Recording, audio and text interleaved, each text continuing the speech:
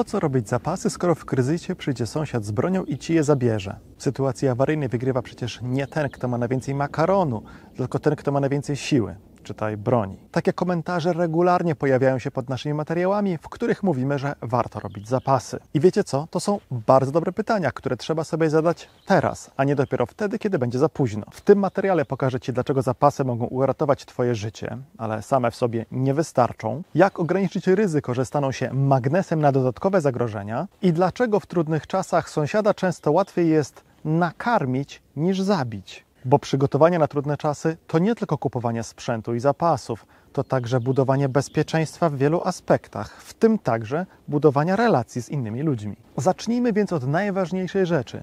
Po co w ogóle robimy zapasy, skoro ryzykujemy, że ktoś je nam odbierze? Zapasy zwiększają Twoje szanse na przeżycie, nawet jeśli nie masz niczego innego, w tym broni. Zapasy nie są gwarancją bezpieczeństwa, ale odwracając temat, ich brak to niemal pewność dodatkowych problemów. W sytuacji kryzysowej, kiedy sklepy będą puste, kiedy nie będzie wody w kranie i prądu w gniazdku, z całą pewnością będziesz potrzebował wody i jedzenia. Będziesz dalej potrzebował leków, mydła i innych podstawowych artykułów, ciepła, żeby ogrzać dom i energii, żeby przygotować posiłki. Brak zapasów w tym zakresie oznacza natychmiastową zależność od pomocy z zewnątrz, od innych ludzi albo desperackie ryzykowanie życiem w poszukiwaniu tych zasobów. Jeśli masz zapasy, możesz przeczekać ten kryzys w bezpiecznym miejscu, zamiast ryzykować wychodzenie na zewnątrz. Masz czas, by przemyśleć kolejne ruchy i dostosować się do sytuacji. Możesz się nimi podzielić i pomóc rodzinie i bliskim, którzy bez Ciebie nie dadzą sobie rady. I teraz bardzo ważna uwaga. Nie każdy sąsiad od razu stanie się Twoim wrogiem. Wielu ludzi będzie poszukiwać współpracy, wzajemnej pomocy, a nie szansy do rabunku. Budując zapasy teraz, zwiększasz szansę, że przetrwasz ten kryzys, ochronisz bliskich, a może nawet wspomożesz innych ludzi, którzy teraz albo właśnie wtedy będą dla Ciebie w innym zakresie wsparciem. W sensie sąsiad przyniesie opał z lasu, przyniesie go więcej dla Ciebie, a Ty mu dasz coś do jedzenia. Wymienicie się w ten sposób. A przecież w kryzysie z całą pewnością takich właśnie zadań wymagających fizycznej pracy będzie więcej niż teraz. Zapasy to dla Ciebie taki sam bufor jak finansowa poduszka bezpieczeństwa. W momencie kryzysu dają Ci czas, elastyczność, żeby lepiej zorientować się w sytuacji i podjąć właściwe decyzje. No dobra, ale to jak mieć te zapasy, żeby nie stać się łatwym celem? Omówmy to. Punkt drugi. Twoje bezpieczeństwo zależy od tego, jak o zapasach mówisz i czy i jak je ukrywasz. Największym błędem nie jest samo posiadanie zapasów. Błędem jest chwalenie się nimi przed nieodpowiednimi osobami. W kryzysie, ale przecież też teraz, bandyci, złodzieje nie napadają na przypadkowe domy. Wybierają cele tak, żeby minimalizować ryzyko niepowodzenia, zmarnowania czasu na zaatakowanie domu, w którym nic nie ma. Wybierając właściwy cel, optymalizują szanse powodzenia. Jeśli więc obcy ludzie wiedzą, że masz agregat prądotwórczy,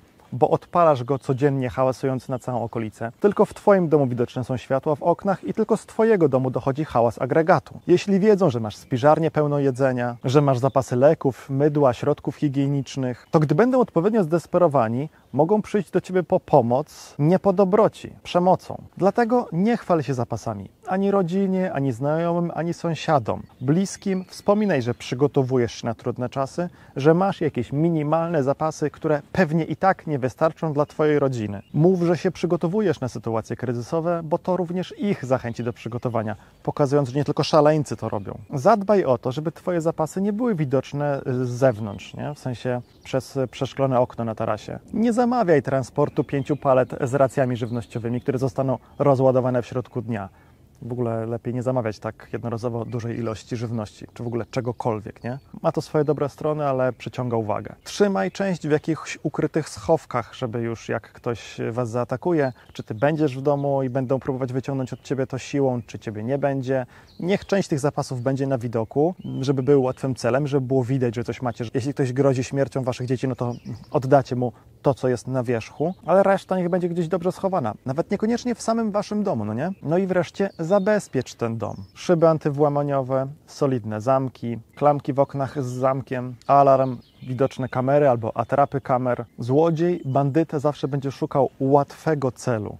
Miejsca, gdzie jest łup, a nie ma dużego ryzyka, gdzie nie ma zabezpieczeń, gdzie szybko wejdą i wyjdą. Więc przechylaj te szale na swoją korzyść w każdym aspekcie. Zapasy zwiększają Twoje szanse, ale musisz zadbać o dyskrecję i o swoje bezpieczeństwo. Mówisz, że ciebie to nie przekonuje? Boisz się, że w kryzysie ludzie staną się dla ciebie zagrożeniem? Jest na to sposób i wcale nie chodzi tutaj o wyścig zbrojeń z sąsiadami. Łatwiej jest sąsiada nakarmić, niż z nim walczyć. W sytuacji kryzysu najgorsze, co możesz zrobić, to zamienić wszystkich ludzi wokół siebie w potencjalnych wrogów. Zresztą to się sprawdza nie tylko w kryzysie, nie? Konflikt z sąsiadami to nie tylko fizyczne ryzyko w pierdolu, ale też na takim poziomie taktycznym to jest ogromne osłabienie twojej pozycji. Po pierwsze pochłania twoje zasoby, czas, energię i zdrowie, a po drugie ściąga dodatkową, niepotrzebną uwagę innych, w tym być może lokalnych wataszków albo służb. I to może doprowadzić do tego, że twoje bezpieczeństwo będzie jeszcze bardziej zagrożone. Więc zamiast tego lepiej jest mieć wokół siebie ludzi życzliwych, albo przynajmniej neutralnych i czasem lepiej jest oddać paczkę ryżu czy karton z zupą, niż mierzyć się z całą grupą rozwścieczonych, zdesperowanych ludzi. Oczywiście trzeba to robić z głową, no ale tego chyba nie muszę tłumaczyć, nie? Współpraca z sąsiadami w kryzysie zwiększa bezpieczeństwo, bo zwiększa szansę na utrzymanie pomocy, kiedy naprawdę będziesz jej potrzebować. Kiedy ktoś zacznie się do ciebie włamywać, a ty dasz znać sąsiadowi. To także poprawia dostęp do informacji i do innych zasobów, z których korzystają sąsiedzi. W kryzysie prawie na pewno, jeśli ty masz zapasy, to sąsiad ma coś innego, za co będziesz mógł je przehandlować. Albo właśnie za ten opał, o którym wspomniałem przed chwilą. Nie chodzi o to, żeby bezmyślnie rozdawać swoje zapasy na prawo i lewo, ale żeby właśnie je za coś przehandlować. Ty dostajesz coś, sąsiad dostaje coś do jedzenia. Obydwaj na tym korzystacie. Będziesz więc musiał wtedy zbudować sobie taką przemyślaną strategię, żeby wiedzieć, co komu, za co dać i z kim warto współpracować, a z kim nie. I myślę, że to będą bardzo szybkie lekcje. I jeszcze muszę zaznaczyć jedną niesamowicie ważną rzecz. To nie jest tak, że robisz zapasy albo budujesz inną strategię przetrwania. To nie jest tak, że jak kupisz zapasy, to nie kupisz broni. Że jak będziesz mieć zapasy, to nie będziesz mógł sobie pozwolić na ucieczkę z domu. Nie. Możesz mieć zapasy i przygotowaną bardzo dobrą procedurę ewakuacji. Możesz mieć zapasy i jednocześnie szereg narzędzi, którymi będziesz się bronić. Możesz mieć zapasy, a jednocześnie swoją strategię przetrwania budować na mobilności i elastyczności, a nie na przywiązaniu do domów. Zapasy to nie kotwica, to fundament twoich przygotowań. To może damy na koniec.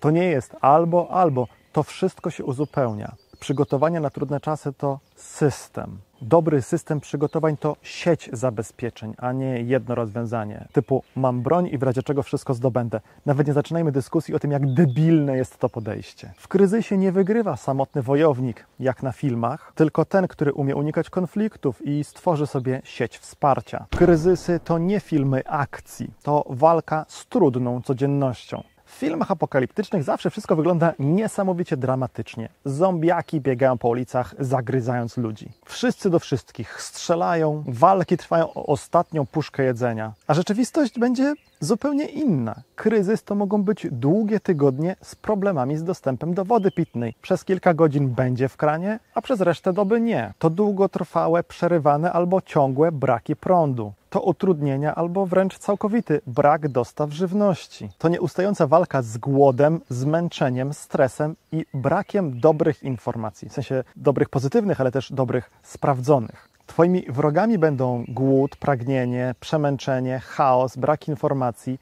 stres, może nawet panika, a nie sąsiad z karabinem czy maczetą. Po huraganach ludzie koczują tygodniami bez dostępu do wody pitnej i prądu, ale nie walczą ze sobą na ulicach. Po trzęsieniach ziemi wyzwaniem jest odbudowanie sobie schronienia, a nie walka z innymi ludźmi. Po ataku Rosji na Ukrainę dla wielu ludzi problemem było bezpieczne ewakuowanie się do Polski, które jednak nie wymagało torowania sobie drogi wśród innych uciekinierów z użyciem maczety. Przetrwanie to nie będą jakieś heroiczne sceny. To będzie sprowadzało się do codziennego zaspokajania podstawowych potrzeb życiowych. To będzie walka, ale o to, żeby nie zwariować, kiedy wszystko wokół się sypie. A prawdziwe, realne przygotowania na sytuacje kryzysowe to nie wyobrażanie sobie, że w razie czego niczym Rambo będę walczył ze wszystkimi ludźmi dookoła, tylko żmudne budowanie różnych uzupełniających się wzajemnie warstw zabezpieczeń na trudne czasy, zanim coś się wydarzy. Wyobraź sobie, że twoje przygotowania na trudne czasy to bezpieczny dom.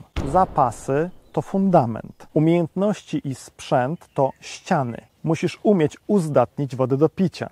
przygotować posiłek bez gazu i prądu, porozumieć się i zdobyć informacje, gdy nie będzie działać łączność. Wiedza, procedury i plan działania to dach. Musisz wiedzieć, gdzie zdobyć nadającą się do picia wodę. Musisz wiedzieć, co zrobić w obliczu różnych zagrożeń. Musisz przygotować plan działań, porozdzielać zadania, wiedzieć, co zrobić, gdy coś się posypie. A wreszcie nieustanne testowanie i poprawianie tego wszystkiego to klucz, żeby ten dom się nie rozsypał w czasie burzy. Jeśli masz tylko umiejętność rozpalania ognia poprzez pocieranie patyków, zdolność improwizacji, wiedzę, umiejętności, lekki plecak ewakuacyjny, ale pozbawiony jesteś zapasów, to cała twoja strategia na trudne czasy jest jak kolos na glinianych nogach, bo nie ma solidnego fundamentu. I tę strategię bardzo łatwo może trafić szlag, bo po prostu nie będziesz miał wyboru. Zapasy kupują ci czas na przemyślenia i na właściwą reakcję na kryzys. Ale bez reszty systemu ten czas, który kupiłeś, może się zmarnować. Nie chodzi przecież o to, żeby mieć szafy pełne makaronu.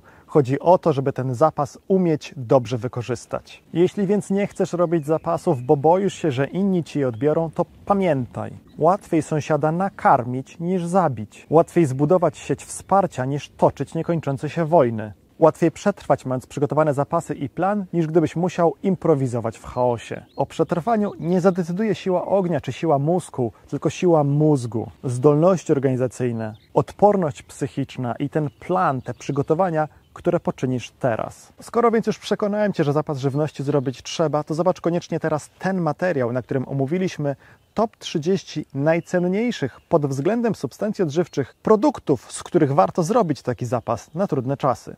Zobacz to koniecznie teraz.